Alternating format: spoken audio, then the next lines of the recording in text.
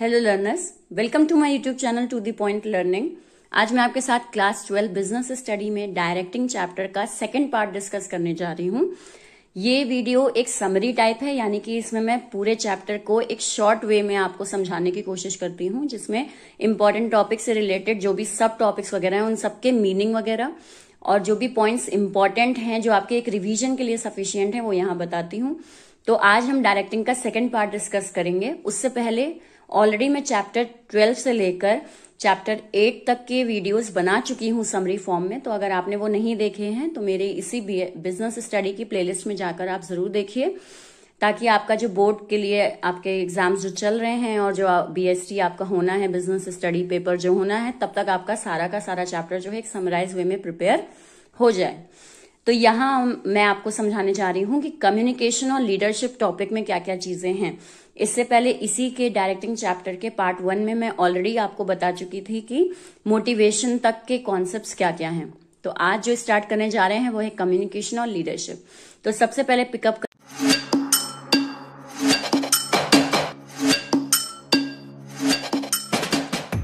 करते हैं कि लीडरशिप क्या है। तो लीडरशिप में सबसे पहले आ जाते हैं कि लीडरशिप का मतलब क्या होता है। तो लीडरशिप मतलब होता है एक ऑर्गेनाइजेशन में एक जो लीडर है वो अपने अंडर में जितने भी मेंबर्स काम कर रहे हैं या जितने भी लोग काम कर रहे हैं, फॉलोअर्स काम कर रहे हैं, उनके बिहेवियर को मॉनिटर करके, उनको मोल्ड करके बिजनेस के ऑब्जेक्टिव को पूरा करना, दैट इज व्हाट लीडरशिप। इस कॉन्सेप्ट को हम लीडरशिप कहते हैं। आपके में जनरली डेफिनेशन उतना ज्यादा इम्पोर्टेंस नहीं रखती लीडरशिप की, बट सबसे ज्यादा जहां से केस स्टडी बहुत कॉमन है वो है आपका टाइप्स ऑफ लीडरशिप या फिर स्टाइल ऑफ लीडरशिप, कि लीडरशिप कितने तरीके की होती है। आपके एग्जाम के कॉन्सेप्ट से बता दें कि इसकी केस स्टडी आती है, यानी कि आपको पूरी एक सिचुएशन दे दी जाएगी और क्वेश्चन में पूछा जाएगा कि यहाँ पे कौन से स्टाइल की लीडरशिप परफॉर्म हो रही है। तो उस केस में आपको इन तीनों का मीनिंग अच्छी तरीके से पता होना चाहिए। पहला आते हैं ऑटोक्रेटिक या अथॉरिटेरियन लीडर। इस तरह के लीडर जो होते हैं ये ऑटोक्रेटिक नेचर के होते हैं। ऑटोक्रेटिक का मतलब हो जाता है कि पूरी तरीके से जितने लोग इनके अंडर में काम कर रहे हैं उनके एक्शंस को बिल्कुल कंट्रोल करना, यानी कि सब कुछ एक लीडर का यहाँ पे मेन इंपॉर्टेंट रोल होता है। कोई भी डिसीजन केवल लीडर ही लेगा। उसमें जितने भी पार्टिसिपेंट्स हैं या मेंबर हैं लीडर पूरे टीम के, उनका वहां पे कोई भी डिसीजन या सजेशन देने का कोई रोल नहीं होता। यहाँ पे सजेशंस वगैरह लीडर के ही होंगे, पूरा कंट्रोल लीडर का ही होगा। लीडर जैसा कह रहा है वैसा ही सारे के सारे मेंबर्स को करना होता है। इस तरह की लीडरशिप ऑटोक्रेटिक लीडरशिप कहलाती है। अब अगर इसमें हम बात करें कि इस तरह की लीडरशिप में आप एग्जाम्पल क्या रख सकते हैं, तो आप इसमें एग्जाम्पल हिटलर को रख सकते हैं कि अगर कोई भी ऑर्डर पास करना है या कोई भी बात करनी है या कोई भी काम करवाना है मेंबर से, तो वो सारा का सारा काम जो होगा वो लीडर ही डिसाइड करेगा, लीडर के थ्रू ही होगा। यहाँ पे पार्टिसिपेंट्स का अपने सजेशन देने का या किसी तरह की कोई पावर एंजॉय करने का कोई रोल नहीं होता। अब आता है कि इस तरह की लीडरशिप सूटेबल कहाँ है एक ऑर्गेनाइजेशन में। तो इस तरह की लीडरशिप उन लोगों के लिए सूटेबल होती है जहां पे जो मेंबर्स हैं वो या तो इलिटरेट हैं या कम पढ़े लिखे हैं या इतना ज्यादा वो डेवलप्ड नहीं है कि उनको कोई पावर वगैरह दी जाए, उनसे काम करवा लिया जाए, उन्हें काम बता दिया जाए, वो काम कर लेंगे लेकिन वो अपनी तरफ से कोई इनिशिएटिव नहीं लेते। इस तरह के लोग अगर हैं ऑर्गेनाइजेशन में तो उनके ऊपर एक ऐसा लीडर होना चाहिए जो कि ऑटोक्रेटिक टाइप का हो। इसमें एग्जाम्पल जनरली आता है आपके फैक्ट्री वर्कर्स वगैरह कि अगर हमें काम उनसे करवाना है तो उस केस में हम सारी पावर उनको नहीं दे सकते, या हम कितना प्रोडक्शन करना या क्या है ये सब उनके ऊपर नहीं छोड़ सकते। वहां पे जनरली क्या है कि हम उनसे कह दें बस वो वैसा काम कर लें। तो ये आपका ऑटोक्रेटिक लीडर कहलाता है। नेक्स्ट आते हैं डेमोक्रेटिक या पार्टिसिपेटिव लीडर कौन होता है। तो डेमोक्रेटिक लीडर का मतलब हो जाता है कि एक ऐसा लीडर जो कि अपने सारे मेंबर्स को साथ लेकर चलता है, उनके डिसीजंस वगैरह भी सुनता है या कहा जाए उनके सजेशंस वगैरह लेता है, उसके अकॉर्डिंग कोई डिसीजन लेता है और टाइम टू टाइम उनको मोटिवेट करता है, उनसे थोड़ा फ्रेंडली रहता है और उनके नेचर को समझता है, उसके अकॉर्डिंग उनसे काम करवाता है। यानी कि पूरी तरीके से एक लीडर ऐसा जो कि अपने सारे मेंबर्स के बीच इन्वॉल्व है, सारे मेंबर्स को मौका दे रहा है कि वो अपना इनिशिएटिव लें, वो अपने सजेशंस दें और उनका भी कुछ रोल रहे। ठीक, तो इस तरीके के लीडर को हम कहते हैं डेमोक्रेटिक लीडर।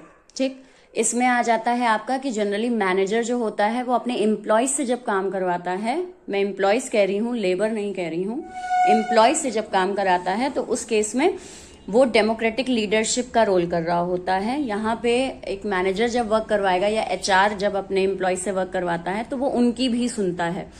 वहां पे वो हिटलर वाला कॉन्सेप्ट नहीं होता। अगर वैसा अप्लाई करेगा तो ज्यादा देर तक एम्प्लॉय काम नहीं करेगा, क्योंकि एम्प्लॉय पढ़ा लिखा है, समझदार है। अगर उसको एक स्पेस नहीं दिया जाएगा तो वो नौकरी छोड़ के दूसरी स्विच ओवर कर लेगा। तो इसलिए यहाँ पे जनरली डेमोक्रेटिक लीडर कैसा होता है कि वो पूरा स्पेस देता है अपने एम्प्लॉयज को, उनके सजेशंस लेता है, उसके हिसाब से डिसीजन मेकिंग करता है, उन्हें सपोर्ट करता है, ये सारे काम करता है। This is what democratic leader. Last आते हैं हम फ्री रैंड लीडरशिप या फिर लेस फेयर लीडरशिप। इस तरह की लीडरशिप आपकी बहुत ही फ्री टाइप नेचर की होती है। इसमें लीडर का कोई खास रोल नहीं होता। मतलब यहाँ पे केवल लीडर इसलिए लीडर है कि वो आके एक टारगेट दे दे। अब एम्प्लॉयज को उसे कैसे करना है, उसको किस तरीके से वो करेंगे, उसमें जो भी प्रॉब्लम आएगी उसे कैसे फेस करेंगे, प्रॉब्लम को कोप अप करके टारगेट कैसे पूरा करेंगे, ये सारा का सारा जो जितनी रिस्पॉन्सिबिलिटी है वो सबकी सब मेंबर्स पर होती है। लीडर बस केवल यहाँ पे टारगेट देने के लिए होता है। ये इस तरह की लीडरशिप जो है ये जनरली आपको उन ऑर्गेनाइजेशंस में दिखाई देती है जिसमें जो मेंबर्स हैं वो खुद ही बहुत ज्यादा क्वालिफाइड हैं या खुद बहुत एक्सपीरियंस्ड हैं। उन्हें किसी बॉस की हम कहें उतनी ज्यादा नीड नहीं है। उन्हें काम दे दिया जाए, वो अपने तरीके से करके उनको बता दिया जाए इतने टाइम तक अचीव होना चाहिए, बस वो उसको करके अपने हिसाब से दे देंगे। उनको हर वक्त कोई एक लीडर अपने सर के ऊपर नहीं चाहिए होता जो उनको लगातार बताता रहे या टोकता रहे। तो इस तरह के जो एम्प्लॉयज होते हैं या इस तरह के जो लोग होते हैं उनके ऊपर अगर उनसे काम करवाना है तो लेस फेयर लीडरशिप वहां पे सबसे सूटेबल होती है। तो ये आपका फ्री रैंड लीडरशिप कहलाता है। इनको आप नाम से भी समझ सकते हैं। अथॉरिटेरियन या ऑटोक्रेटिक का मतलब हो जाता है कि सारी की सारी पावर केवल लीडर के हाथ में है। डेमोक्रेटिक या पार्टिसिपेटिव मतलब हो जाता है कि यहाँ पे मेंबर्स को पार्टिसिपेट करने का मौका मिलता है। फ्री रैंड लीडरशिप का मतलब हो जाता है बिल्कुल फ्री कर दिया हमने एम्प्लॉयज को कि वो अपने हिसाब से अपने दिमाग से काम करें, हम केवल टारगेट दे देंगे एज अ लीडर उनको। तो ये फ्री रैंड लीडरशिप। तो आई होप आपको ये तीनों लीडरशिप क्लियर हो गई हो। नेक्स्ट आते हैं कम्युनिकेशन टॉपिक पे। कम्युनिकेशन का मतलब क्या होता है? कम्युनिकेशन का मतलब होता है जब एक ऑर्गेनाइजेशन में आप 2 वे कम्युनिकेशन कर रहे हैं, यानी कि आप अपनी बात या आप अपने सजेशन या आप अपने कोई भी पॉइंट्स, ग्रीवांसेस, शिकायतें या जो लीडर है या जो मैनेजर है वो अपने ऑर्डर को या फिर कोई भी नोटिसेस वगैरह पास कर रहा है अपने ऑर्गेनाइजेशंस में बाकी मेंबर्स को, तो उनके बीच क्या हो रहा है? कम्युनिकेशन हो रहा है। यानी 2 वे कम्युनिकेशन इसको हम कहते हैं। 2 लोगों का होना जरूरी है, तभी आपका कम्युनिकेशन पॉसिबल है। एक ऑर्गेनाइजेशन में आप जितनी भी चीजें परफॉर्म कर रहे हैं वो सारी की सारी इफेक्टिव तभी होंगी जब ये कम्युनिकेशन टॉपिक आपका अच्छा है। यानी कि ऑर्गेनाइजेशन में अलग अलग लेवल पे एक अच्छा कम्युनिकेशन होता है, बातचीत होती है। उस तरह की ऑर्गेनाइजेशन ही एक अच्छा आउटपुट दे सकती है। जहां पे कहीं पर भी कम्युनिकेशन गैप आ जाए तो उस तरीके से फिर आपकी ऑर्गेनाइजेशन जो है वो अपना आउटपुट नहीं दे पाती। अब आते हैं टाइप्स ऑफ कम्युनिकेशन पे। तो कम्युनिकेशन जो है 2 तरह की होती है, फॉर्मल और इनफॉर्मल, और ये दोनों ही ऑर्गेनाइजेशन में होती हैं। फॉर्मल कम्युनिकेशन, इसको ऐसे कनेक्ट करिए, आप फॉर्मल लेटर लिखते थे, राइट? या अभी भी लिखते होंगे, इंग्लिश के पेपर में लिखेंगे भी मे बी। तो फॉर्मल का मतलब क्या हो जाता है? जहां पे आप जो भी कम्युनिकेशन कर रहे हैं यानी जो भी बातें कर रहे हैं वो एक फॉर्मल है। फॉर्मल से मतलब हो जाता है बिजनेस से जुड़ी हुई हैं या आपके काम से जुड़ी हुई हैं, वर्क से जुड़ी हुई जो भी बातें हैं वो आप किसी से कर रहे हैं, चाहे रिटन है चाहे ओरल है, तो वो क्या कहलाता है? फॉर्मल कम्युनिकेशन कहलाता है। एक ऑर्गेनाइजेशन में मेजरली जो बातें होती हैं वो फॉर्मल कम्युनिकेशन की होती हैं, ठीक। और ऑर्गेनाइजेशन के गोल को पूरा करने के लिए फॉर्मल कम्युनिकेशन का होना सबसे ज्यादा जरूरी है। बहुत ज्यादा इनफॉर्मल हो जाएंगे और फॉर्मल का रोल कम हो जाएगा तो ऑर्गेनाइजेशन अपने काम को नहीं कर सकती। तो फॉर्मल कम्युनिकेशन में आपके एग्जांपल्स क्या आ जाते हैं? ऑर्डर्स वगैरह कम्युनिकेट होना, सजेशन कम्युनिकेट होना, इसके अलावा ग्रीवांसेस कम्युनिकेट होना, ये सारे वर्ड्स जो हो गए ये आपके फॉर्मल कम्युनिकेशन में आते हैं। नेक्स्ट आते हैं इनफॉर्मल कम्युनिकेशन। क्या हो जाता है? इनफॉर्मल कम्युनिकेशन का मतलब होता है एक ऑर्गेनाइजेशन में जिस तरीके से फॉर्मल कम्युनिकेशन यानी वर्क से जुड़ी बातों का होना जरूरी है, उसी तरीके से एक ऑर्गेनाइजेशन में इनफॉर्मल बातों का होना भी जरूरी है। इनफॉर्मल लेटर अगर आपको याद हो तो वो आप क्या लिखते थे? फ्रेंड के लिए लेटर लिख रहे हैं तो वो इनफॉर्मल है, पेरेंट्स को लेटर लिख रहे हैं तो इनफॉर्मल है, ठीक है, या किसी से कहीं आने के लिए रिक्वेस्ट कर रहे हैं तो इनफॉर्मल है। ये चीज क्या हो जाती है? इनफॉर्मल लेटर्स हो जाते हैं जो आप अपने फ्रेंड्स रिलेटिव्स को लिखते थे। तो यहाँ पे भी वही है इनफॉर्मल कम्युनिकेशन, जब एक ऑर्गेनाइजेशन में नॉन वर्किंग बात हो रही है यानी काम से जुड़ी बातें नहीं हो रही हैं, उसके अलावा अदर किसी टॉपिक पे बात हो रही है। जैसे मैनेजर अपने एम्प्लॉय से अपने घर की कोई बात डिस्कस कर रहा है, या मैनेजर अपने एम्प्लॉय से किसी फंक्शन में गया उसकी बातें डिस्कस होने लग गई, ठीक, या एम्प्लॉय जो है वो काम से नहीं रिलेटेड किसी और फ्रेंड के बारे में बता रहा है किसी एम्प्लॉय को, तो ये कम्युनिकेशंस क्या कहलाते हैं? इनफॉर्मल कम्युनिकेशन कहलाते हैं। अगर हम बात करें तो एक ऑर्गेनाइजेशन में इनका रोल क्या होता है, तो इनफॉर्मल कम्युनिकेशन इसलिए इंपॉर्टेंट है क्योंकि कहीं ना कहीं एक पर्सन के मेंटल सेटिस्फैक्शन को पूरा करने के लिए इनफॉर्मल कम्युनिकेशन जरूरी है, या कहा जाए कि एक स्ट्रेस लेवल को कम करने के लिए इनफॉर्मल कम्युनिकेशन का होना जरूरी है। एक ऑर्गेनाइजेशन में अगर पर्टिकुलर पर्सन 7 घंटे 6 घंटे 8 घंटे काम कर रहा है और उस केस में केवल फॉर्मल कम्युनिकेशन, केवल काम की ही बातें हो रही हैं, तो एक जो मेंटल लेवल है पर्सन का वो कहीं ना कहीं डाउन हो जाएगा, क्योंकि कोई ना कोई ऐसा होना चाहिए एक ऑर्गेनाइजेशन में जिससे कहीं ना कहीं थोड़ा लीड से हट के बात हो, ठीक। तो वो चीज क्या कहलाती है? Informal communication. इसको आप ऐसे भी समझ सकते हैं कि अगर 45 मिनट की क्लास आपका टीचर आपसे ले रहा है तो उस केस में वो उस 45 मिनट लगातार आपसे फॉर्मल कम्युनिकेशन नहीं करता, लगातार चैप्टर के बारे में नहीं बताता रहता, वो बीच बीच में कहीं ना कहीं थोड़ा टॉपिक को चेंज करके थोड़ा इनफॉर्मली भी आपसे बात करता है, थोड़ा मजाक वगैरह भी करने लगता है, या थोड़ा आपसे आपकी फैमिली या फिर कोई इंसिडेंट डिस्कस करने लगता है। ये चीज क्या हो गया कि फॉर्मल कम्युनिकेशन को बनाए रखने के लिए इनफॉर्मल कम्युनिकेशन जरूरी है, ठीक। तो ये चीज इनफॉर्मल। नेक्स्ट आते हैं एलिमेंट्स ऑफ कम्युनिकेशन प्रोसेस। एक कम्युनिकेट करने के लिए क्या प्रोसीजर है जो एक पूरा फॉलो किया जाता है, वो कहलाता है आपका एलिमेंट। ये लाइन वाइज होता है, ठीक है, तो अगर आप इसको लाइन वाइज याद करें तो ज्यादा बेहतर है। बाकी ये चीजें आती कहाँ हैं, तो ये जनरली आपके एमसीक्यू वगैरह में कवर करती हैं कि आपको एक स्टेटमेंट दे देंगे और 4 ऑप्शन रख देंगे, पूछेंगे कि ये किससे रिलेटेड है, कौन से कॉन्सेप्ट से रिलेटेड है कम्युनिकेशन प्रोसेस के, तो ये वहां पे ज्यादा इंपॉर्टेंट है। तो सबसे पहले आते हैं सेंडर। जब आप किसी से कम्युनिकेट करते हैं तो पहली चीज आती है सेंडर। सेंडर का मतलब है जिनको आप मैसेज भेज रहे हो वो कहलाता है, जो भेज रहा है मैसेज वो कहलाता है सेंडर। ये आप इसको इस सारे प्रोसीजर को ना व्हाट्सएप से कम्युनिकेट कर लीजिएगा तो आसान होगा आपके समझने के लिए। जब जो व्यक्ति मैसेज भेज रहा है वो है सेंडर। दूसरा आते हैं वो पर्टिकुलर पर्सन क्या मैसेज भेजना चाहता है, उसके दिमाग में कुछ होगा, राइट, उसके दिमाग में कोई व्यूज होंगे, कोई आइडियाज होंगे, कुछ बात आपने सोची जो कि आपको व्हाट्सएप पे लिखनी है, वो चीज क्या हो गया, वो मैसेज हो गया जो आपके दिमाग में है अभी। एनकोडिंग का मतलब हो गया अब जो दिमाग में है वो सेम टू सेम आप कभी कदार नहीं लिखते, आप उसको एक प्रॉपर सेंटेंसेस में करके लिखते हैं, ठीक है। जैसे आपने अपने टीचर को मैसेज करना है, आपको अपने टीचर को बताना है कि मैं कल नहीं आऊंगा, ये कारण है, ठीक है, तो आपने अपने दिमाग में पहले एक रफली सोचा होगा कि यार मुझे शादी में जाना है, मैं आपको बता देता हूं मैं नहीं आऊंगा। लेकिन तो क्या आप यही चीज लिख देते हैं? नहीं, आप क्या करते हैं उसको प्रॉपर वर्ड्स वगैरह में सेटल करके तब भेजते हैं। तो ये क्या कहलाता है, जब आप उसको वर्ड्स में कन्वर्ट करते हो अपने आइडियाज को, तो वो एनकोडिंग कहलाता है। इसके बाद आते हैं मीडिया। किस मीडिया के थ्रू, कौन से मीडियम के थ्रू आप अपने मैसेज को भेज रहे हैं। जैसे मैंने आपसे कहा ये सब पूरा इमेजिन करिएगा व्हाट्सएप से, तो व्हाट्सएप ही नहीं, आप इसको इमेजिन करिए आप लेटर लिख रहे हैं, आप इमेजिन करिए आप मैम से जाके बात कर रहे हैं, या आप इमेजिन कर लीजिए आप अपने पेरेंट्स से बोलने जा रहे हैं। तो ये चीज क्या कहलाती है, मीडिया। किस मीडिया के थ्रू आप जा रहे हैं आपका मैसेज। नेक्स्ट आता है डी कोडिंग। डी कोडिंग का मतलब होता है जब रिसीवर आपके मैसेज को रिसीव करता है तो वो अपने हिसाब से उस मैसेज को जो आपने एनकोड किया था, जिन्हें शब्दों में उतारा था, उन्हें वो अपने पर्सपेक्टिव से समझता है, उसे हम क्या कहते हैं, डिकोड।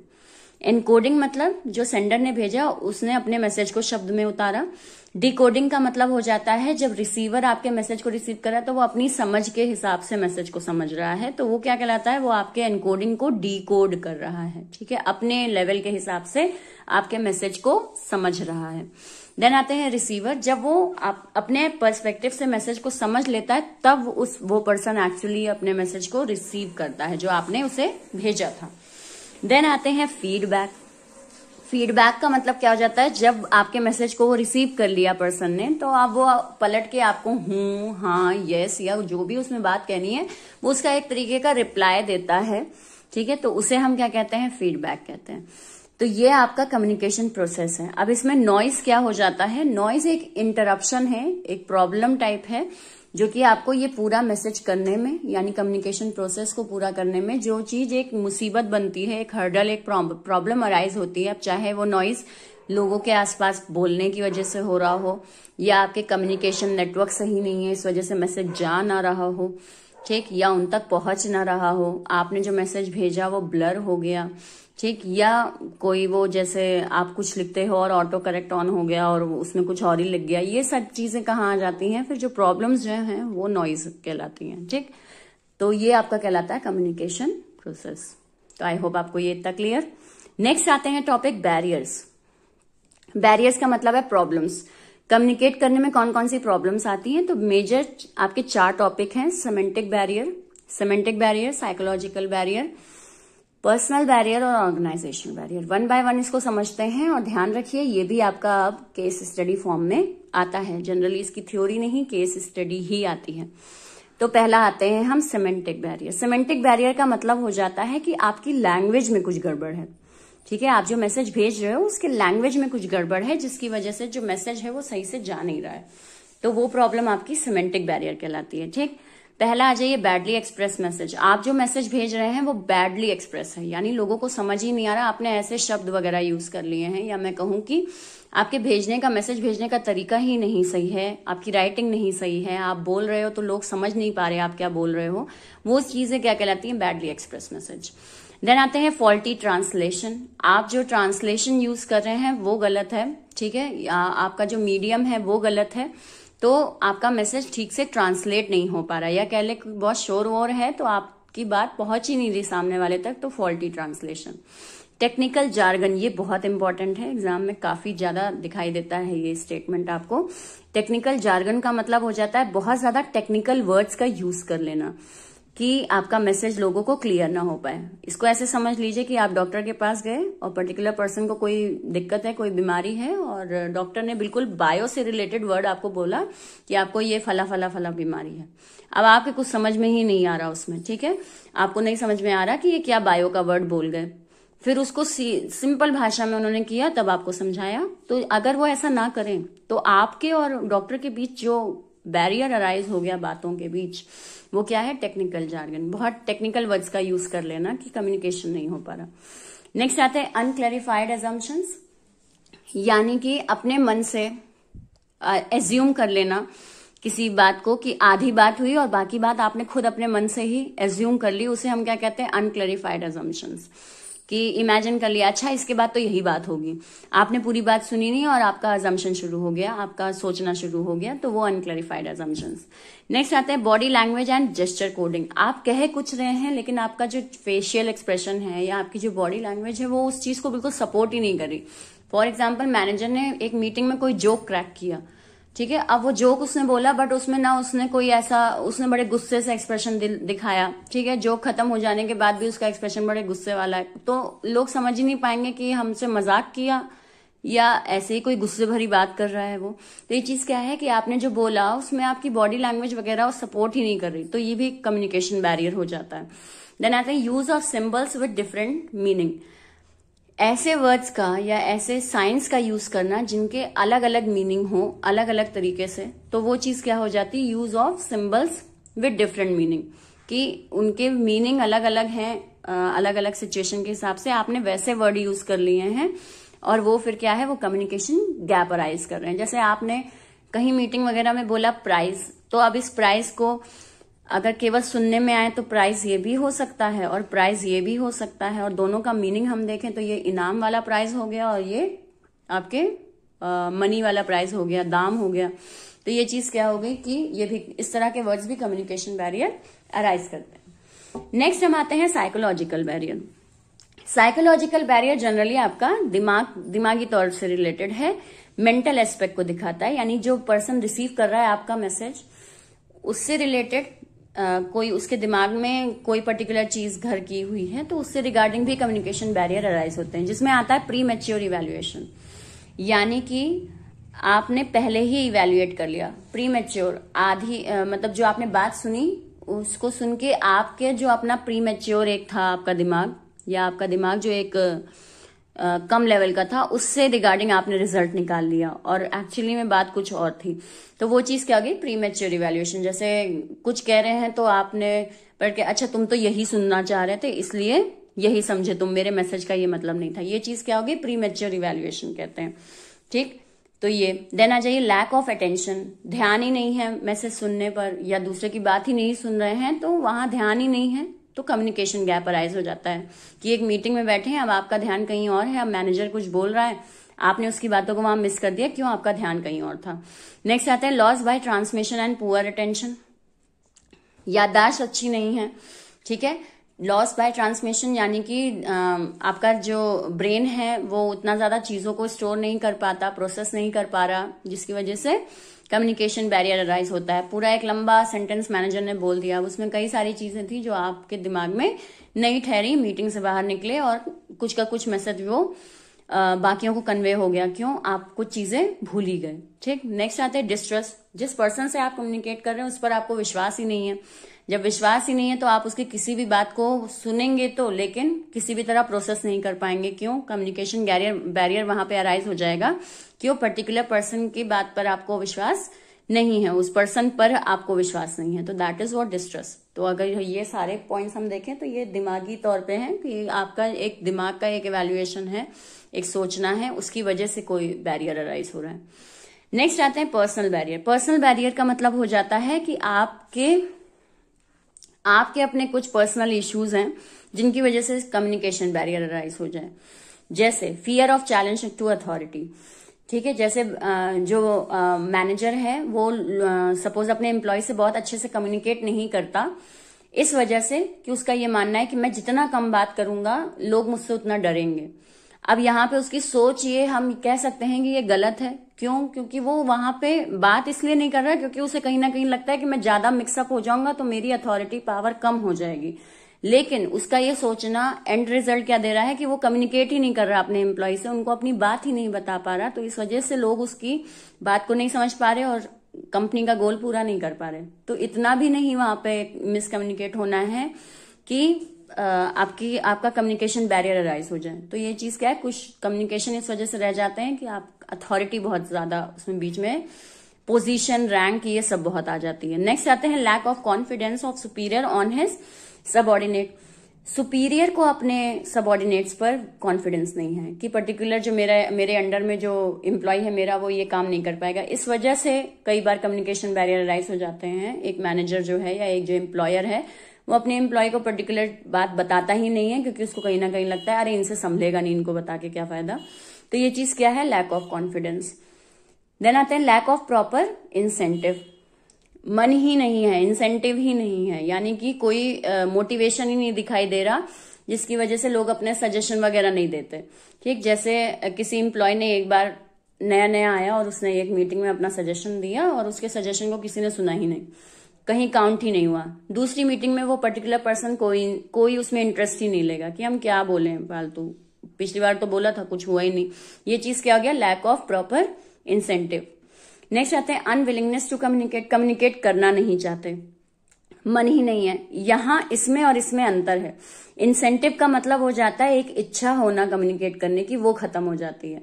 अनविलिंगनेस टू कम्युनिकेट यानी कि पहले से ही कोई आपका जो सोचने का तरीका है वो पहले से ही ऐसा है जिसमें आप कम्युनिकेट नहीं करना चाहते। तो इंसेंटिव हो जाता है कि किसी ने मोटिवेट नहीं किया या पहले से निराश हो गए, इस वजह से आप सजेशन नहीं देना है। और अनविलिंगनेस टू कम्युनिकेट का मतलब हो जाता है नहीं करनी बात, तो स्टार्टिंग से नेचर वैसा है। तो ये चीज आपकी पर्सनल हो गई। देन आते हैं ऑर्गेनाइजेशनल। ऑर्गेनाइजेशनल बैरियर होते हैं एक ऑर्गेनाइजेशन स्ट्रक्चर की वजह से, जो एक ऑर्गेनाइजेशन का पूरा स्ट्रक्चर है, जो ऑर्गेनाइजेशन डिवीजन पूरी है, उसकी वजह से कुछ बैरियर अराइज हो। जैसे क्या, पहला आ जाए पॉलिसी। किसी ऑर्गेनाइजेशन की पॉलिसी ही ऐसी है जो कि कम्युनिकेशन बैरियर अराइज कर रही है, कि फॉर एग्जांपल कि आप अपने मेन अथॉरिटी से कभी बात ही नहीं कर सकते, आप उनसे मिलेंगे ही नहीं, बिल्कुल इस तरह की पॉलिसी है हमारी। तो ये चीज क्या है, कम्युनिकेशन बैरियर। जब मिल ही नहीं सकते मेन बॉस से तो उस तक तो कोई बात पहुंचेगी ही नहीं, तो communication barrier. Rules and regulation, कुछ रूल्स एंड रेगुलेशन ऐसे हैं कंपनी के जो कि कम्युनिकेशन बैरियर अराइज कर रहे हैं, जिसमें हो कि सजेशन नहीं देना है, या अगर कुछ ऐसा हो जाए कि एक बार ऑर्डर पास कर दिया तो उसमें कोई चेंजेस नहीं होंगे, ये हमारा रूल है। तो ये चीज क्या हो गया, रूल्स एंड रेगुलेशन का कहीं ना कहीं बैरियर इकट्ठा कर रहे हैं। स्टेटस, बहुत ज्यादा स्टेटस हैं, बहुत ज्यादा रैंक्स हैं, बहुत ज्यादा लेवल्स हैं आपकी ऑर्गेनाइजेशन में कि आपकी बात पहुंचने में बड़ा समय लगता है, तो ये भी क्या हो गया, कम्युनिकेशन बैरियर कहलाता है। ऑर्गेनाइजेशनल फैसिलिटीज नहीं है, जैसे कि कंप्लेन बॉक्स नहीं है एक ऑर्गेनाइजेशन में, या कोई सजेशन देने के लिए कोई आपका मीडियम नहीं है, कोई बीच में कोऑर्डिनेटर नहीं है, तो ये चीजें क्या है, ऑर्गेनाइजेशनल फैसिलिटीज कम है आपके पास इस वजह से। Then complexity in organisation structure, जो ऑर्गेनाइजेशन का स्ट्रक्चर है उसमें बहुत कॉम्प्लेक्सिटी है, बहुत दिक्कतें हैं स्ट्रक्चर में कि किससे कम्युनिकेट करना है। कभी बता रहे हैं इनसे जाके प्रॉब्लम कहिए, फिर कह रहे हैं नहीं वो तो चेंज हो गया, अब इनसे प्रॉब्लम कह लो, देखा जाएगा जहां तक पहुंची। ये चीजें क्या हो गई, स्ट्रक्चर जो है वो इतना कॉम्प्लेक्स, इतना उलझा हुआ है कि एम्प्लॉय को ही नहीं मालूम कि एक्चुअल कम्युनिकेशन किससे करना है, या मैनेजर को ही नहीं मालूम कि मुझे किस एम्प्लॉय से एक्चुअल में बात करनी है। तो बहुत ज्यादा हेक्टिक आपका खुद का स्ट्रक्चर है, जिसकी वजह से कम्युनिकेशन नहीं हो पाता। तो ये सारे क्या हो गए आपके बैरियर्स ऑफ कम्युनिकेशन, और ये आते कहाँ पे हैं, केस स्टडी में आते हैं। नेक्स्ट आते हैं measures to overcome communication barrier. ये जो आपको बैरियर मैंने बताया, इनको ओवरकम करने के लिए, यानी इनको दूर कैसे किया जा सकता है, वो चीजें। तो पहला आते हैं क्लैरिफाई आइडियाज बिफोर कम्युनिकेशन। पहले खुद अपने दिमाग में अच्छे से एक आइडिया बना लें कि आपको कम्युनिकेट करना क्या है। जब आप इस तरीके का एक आइडिया सेट कर लेंगे तो आप अपनी बात को ज्यादा क्लैरिफाई वे में कह सकते हैं। तो इससे हमारा जो ये एक हमने पढ़ा था बैडली एक्सप्रेस मैसेज, ये थोड़ा प्रॉब्लम दूर हो जाएगी, क्योंकि अच्छे से आप वर्ड्स वगैरह यूज कर पाएंगे। नेक्स्ट आते हैं communicate according to needs of receiver. उस तरह की कम्युनिकेशन करें जैसी जरूरत सामने वाले को सुनने की है। अब ये नहीं कह रही मैं यहाँ पे कि उसके पसंद की बात कर ले, नहीं वो नहीं, लेकिन आप उसकी जरूरत को समझें और उसके हिसाब से कम्युनिकेशन करें, थोड़ा उससे जुड़े हुए टॉपिक से बात करें। ठीक, जैसे इसको ऐसे समझ लीजिए कि आप कॉमर्स स्टूडेंट हैं और कोई साइंस का बच्चा आके आपसे साइंस से या बायो से रिलेटेड या फिजिक्स से रिलेटेड टर्म्स वगैरह डिस्कस करने लग जाए आपके फ्रेंड्स के बीच खड़े होके, तो उसका कोई मतलब नहीं, आप तुरंत ही इंटरेस्ट अपना खो देंगे, आप उसकी बात सुनना बंद कर देंगे। क्यों? क्योंकि वो टॉपिक्स आपसे रिलेटेड नहीं है। देन आते हैं कंसल्ट अदर्स बिफोर कम्युनिकेटिंग।